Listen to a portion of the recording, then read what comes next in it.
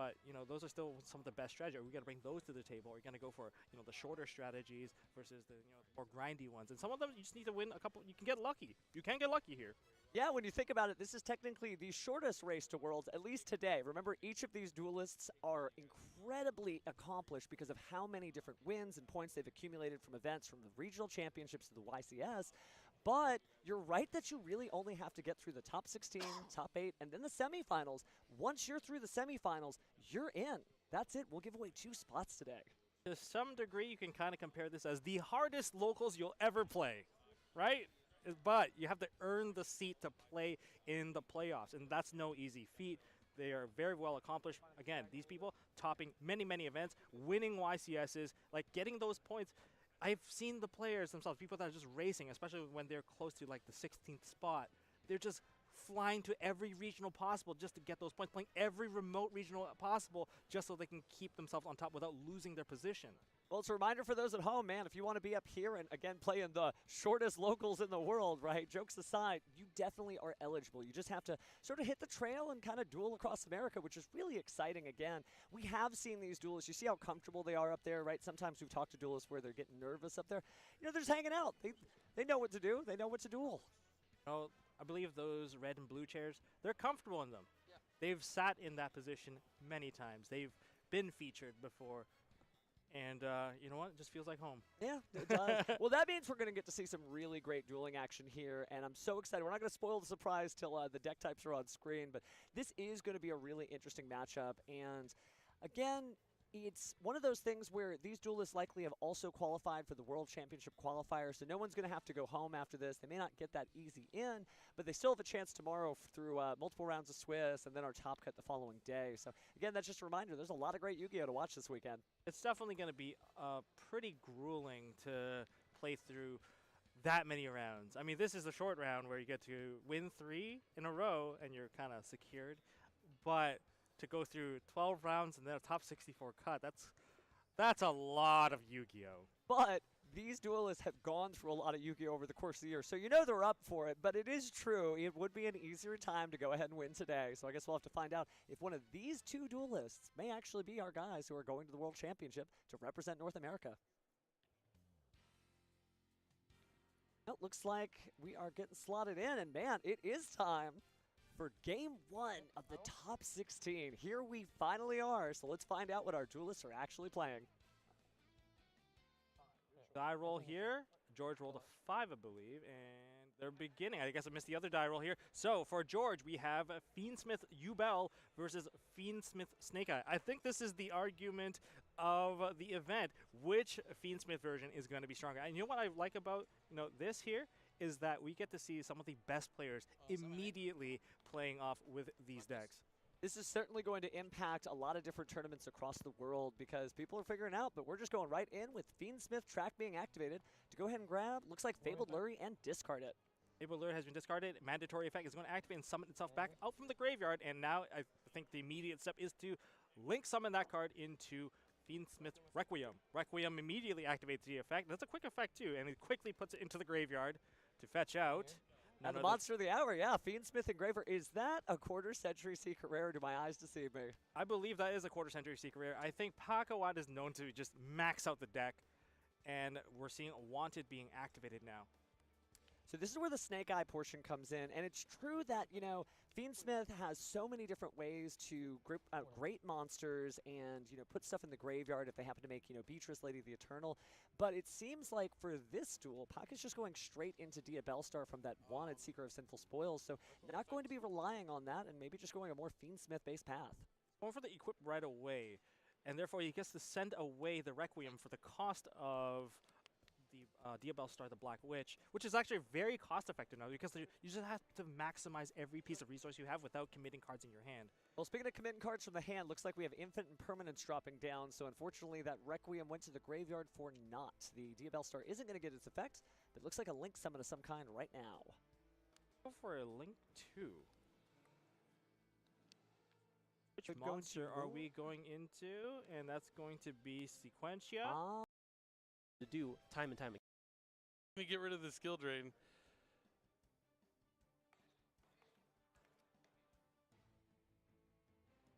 It would have to be some Chain Link 2 mess where something triggers to destroy a card on the field, Chain Link 2 Yama to summon and destroy that card you were using its effect. Yeah. There's a world. So he sets 3 cards face down, full spell and trap zone. Now Interesting. draws. He has the Flamebirds on the field. He has access to original in the graveyard already, right? He definitely does. He's going to have to put back one of those level 1s. Put back Oak.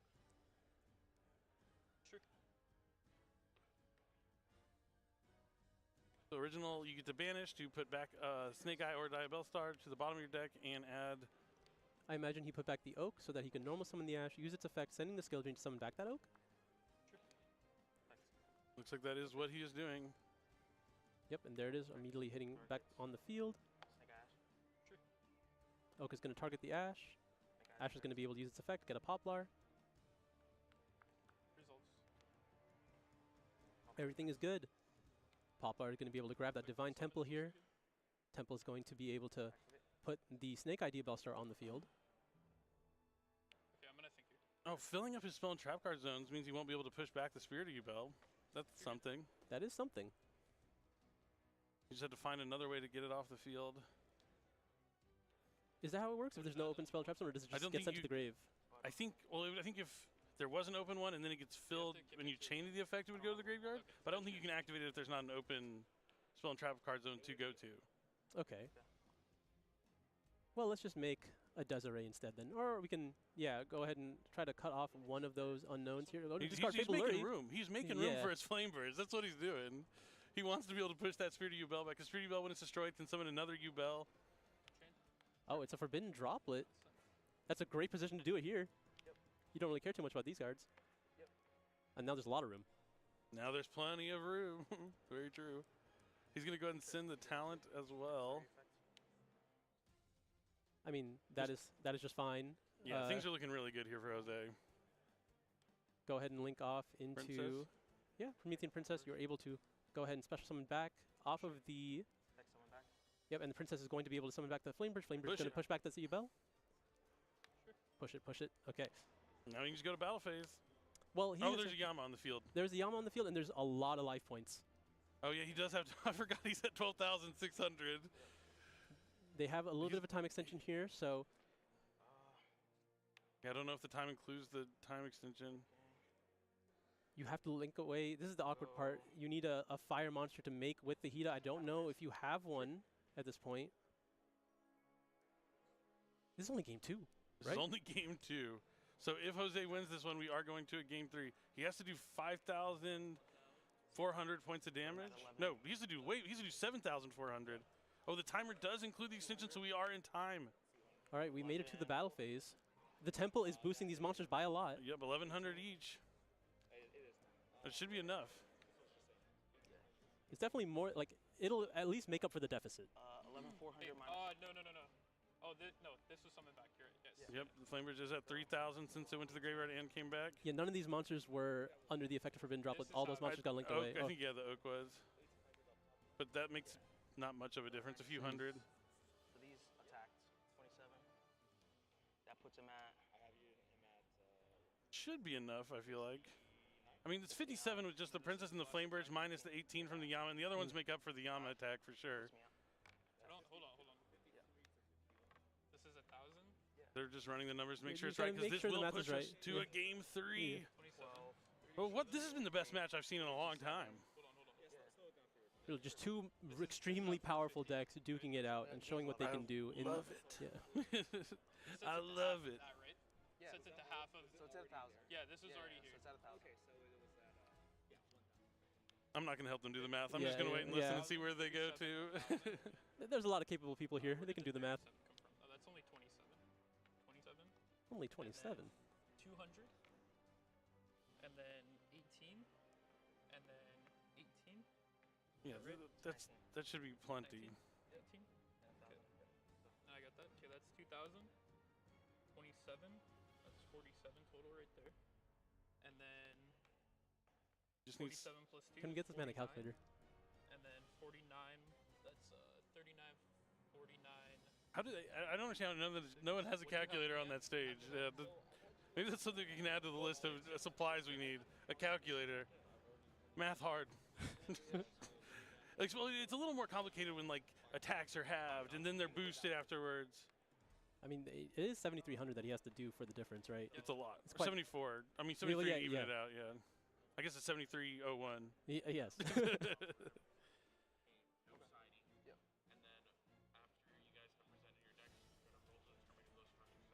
Okay, yeah. So we confirmed we're going to game 3. Okay, so it is enough damage. It looks like it should be. You got 6 monsters. 3 of those monsters are boosted by 1100. So we're going to game 3. There are no draws. This is single elimination. It couldn't get more exciting than this. Yeah, this is as tense as it could be. Now, again, remind me, how does this work in the situation where they're going into game 3 in single elimination? They I think cannot it's side. turns. Yeah, Yeah, they no can- siding. Is it not just immediately sudden death? Oh, no side, no side. Yeah, no side deck. So that means he's going to have that Mulcharmy in his deck going first. Whoever's up in Well, fight. that's the thing. Like, But who he has gets the choice? dogwood too. Who has the choice? Is it just Oh, you have to roll, I think. Yeah, you have to Oh, roll I to think see you who starts. roll. Yeah, I think you roll to see who goes first. We'll have to see if that is what they end up doing. No side decks. Just gotta play with what you have. That means he's going second with skill drains in his deck. Oh, potentially? Yeah. I mean, potentially, unless they roll the die. Yeah. Or do I get to decide? I don't get to decide because I lost?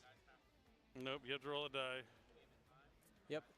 Always such an interest. It's very rare to see this happen. It only happens when we are in that single elimination and a game finishes already in time to 2 force turns the game 3. That's different from what he just said. Oh man, this is so intense, and like it's not like there's just getting to the next round on the line. Like the world is it, yeah. championship is on the They line. are playing for everything right now. So it's okay. So it's 0, 1, 3. Assuming you are What if going first, somebody's yes. up on turn 0? Okay. There are 0, 2 1, turns 2, each. 3. The classic turns.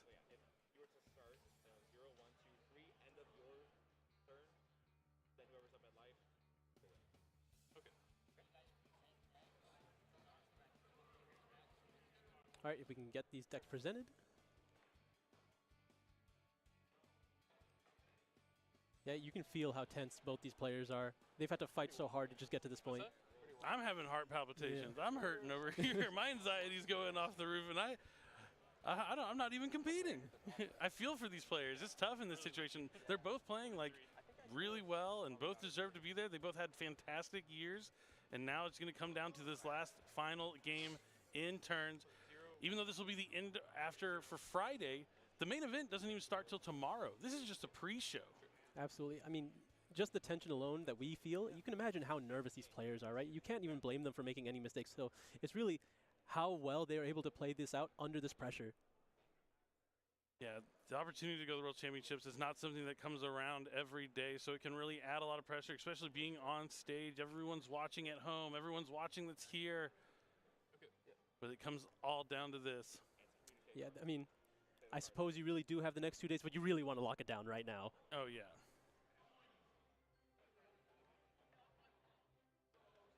All right, taking a moment to get ready here before the last Hydrating is important. game. It's Here it is, game number 3, the final game here on Friday for the World Championship qualifying points playoff.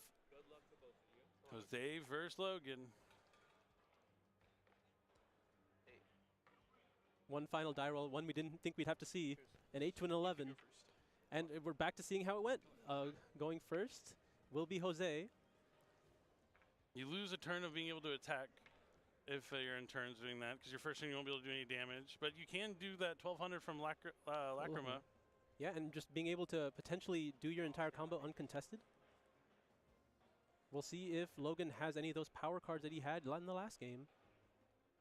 We're going to be leading with a 1-for-1, discarding a copy of Ghost Ogre and Snow Rabbit. Sure.